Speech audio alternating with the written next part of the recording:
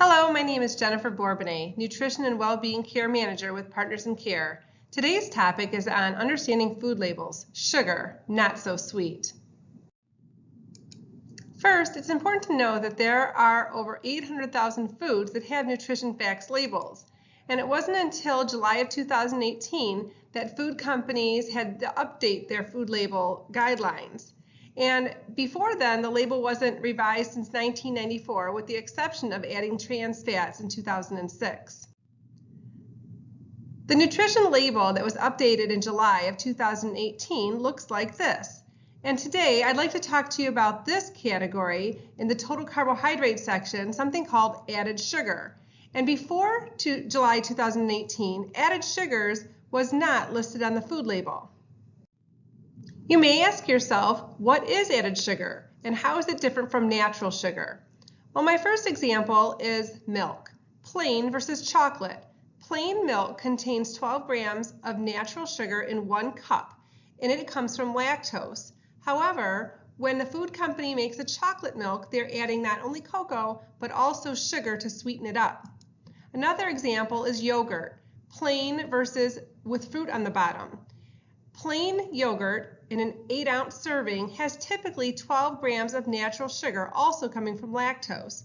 However, when companies add fruit, they're also adding syrups and things like that, and it can actually go up to an additional 33 grams of added sugar, totaling the sugar content of yogurt up to almost 45 grams of carbohydrate. Another example includes applesauce, the unsweetened or no sugar added versus the sweetened. When applesauce came on the market, it was all considered sweetened, but they didn't label it as such. It wasn't until people got onto the fact that there was extra sugar in the applesauce that they started labeling unsweetened versus and no sugar added when it was not added. One might ask why added sugar has raised so much concern. Why is it bad for us? Why is it a red flag? Well, first off, sugar has 0 essential nutrients. That means there's no vitamins and minerals in sugars. It's basically empty calories. It's also known to cause tooth decay. Added sugar is one of those things that you might have heard the term pop belly, because sugar can add to belly fat when consumed in high amounts. Also, high levels of fructose, which is a very common added sugar, fructose, is digested in the liver, which in high levels can actually lead to a fatty liver. Also, sugar may cause insulin resistance, which can lead to metabolic syndrome and diabetes. When we eat sugar, it alerts the pancreas to release insulin, and that insulin is designed to get the sugar down. And when we eat sugar, we might actually experience a high, but then shortly after we experience a low because the insulin got the sugar down. But when we do this over and over again, it can tax the pancreas, which is why it might lead to things like diabetes. Also, sugar is extremely addictive. It actually triggers the dopamine response and causes us to want it even more. Even though obesity is multifactorial, sugar is one of the leading contributors to overweight in children and adults. Also, empty calories are known to increase cholesterol and especially triglyceride levels. And lastly, the sugar can wreak havoc on our gut, causing our immune function to be weakened. Which is just another reason why we want to limit our sugar. When it comes to limiting sugar, you may ask yourself, well, how much? For men, it is recommended to not exceed 9 teaspoons. Now, there are 4 grams of sugar per teaspoon. So for men, we're not going to want to exceed 36 grams of added sugar. And for women, to not exceed 24 grams of sugar. Unfortunately, some children are getting all of the amount of sugar that they should have for the entire day just at breakfast alone. Children ages 2 to 18 years old should limit their intake of sugar to 25 grams or less each day. This is Nice list of different names for sugar. There are over 64 different names for sugar that you may see on a food label. And food labels may be listing one or two, but I've seen up to 5 different names of sugar on one particular item. So again, we can look at that added sugar category now. It takes away a lot of the guesswork.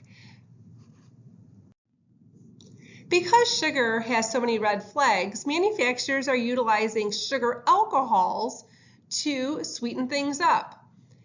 Sugar alcohols come from plant products such as fruits and berries. The carbohydrate in these plant products is altered through a chemical process. Sugar alcohols are lower in calories than table sugar, and some individuals may experience some GI discomfort like gas, bloating, and or diarrhea because they are not well absorbed by some bodies. And some commonly found sugar alcohols are listed here. And as you can see on the food label, there's a category underneath that total carb section that is showing sugar alcohols circled in the dark red. If a product contains sugar alcohols, it must be listed on the food label. And you'll also be able to find them in the ingredients list from those names that we just talked about. But also look at this. There's a disclaimer to show that sensitive individuals may experience a laxative effects from excess consumption of this ingredient. And I'm going to say, some people are chewing a lot of sugar-free gum, and at the same time they're experiencing a lot of GI discomfort, but they're not putting 2 and 2 together. So they might actually go to the doctor and get worked up by a gastroenterologist, and it goes undiagnosed, and the doctor just puts the person on medication to ease their GI discomfort. But if they would just cut out the sugar-free gum, that might just go away. Another way food companies are sweetening things up is with the use of artificial sweeteners. Artificial sweeteners don't have a perfect reputation. In fact, they're often accused of causing things like cancer, headaches, and other health problems. Although when taken in a small amount, they don't affect the blood sugar and they're calorie-free, which is very helpful for a person maybe who has diabetes or who is really watching the amount of sugar that they're taking in. There are approved artificial sweeteners that are listed there, coming from your NutraSweet, Equal, Sweet and Low, and Splenda. In the packets there, you can see there's a little picture. You can see stevia. Stevia is the only artificial sweetener in this category that is coming from a plant, and it is considered more natural. I have not seen any red flags pointing at stevia at this time. So in my opinion, if you're going to use one, I would go with the stevia. Also, when you're looking at a label and there's something in large letters jumping out at you that says sugar-free, you might be enticed to buy it right away. But I want to encourage you to look at the ingredients list and notice on this particular ingredients list for the Smuckers, highlighted is sucralose, so we know that it has an artificial sweetener, but also there's a lot of items that have an asterisk by them, which if you read, it says the ingredients with the asterisks are not in the regular jam. And regular jam only contains the strawberries, the pectin, and the citric acid. So I'm wondering if we're just better off having just the regular jam and having less of it so that we have less sugar. So just to kind of pull things together, after watching this, you may want to limit your added sugar. And the best tips that I can provide to you is, first of all, try to eat foods in their most natural state. So we want to eat our natural berries and our fruit and not have added sugar. This means that we're avoiding a lot of those prepackaged items, prepackaged cookies, prepackaged pasta mixes and things like that, because they actually, food companies are hiding sugar in many things like our salad dressings, our barbecue sauces, our bread, all kinds of things. So really start looking at the food labels. Read the nutrition facts labels, look for that added sugar category, but then also look at the ingredient section of the food packages, especially if you're looking to avoid some of those artificial sweeteners or maybe even the sugar alcohols and that type of thing. So just read through them.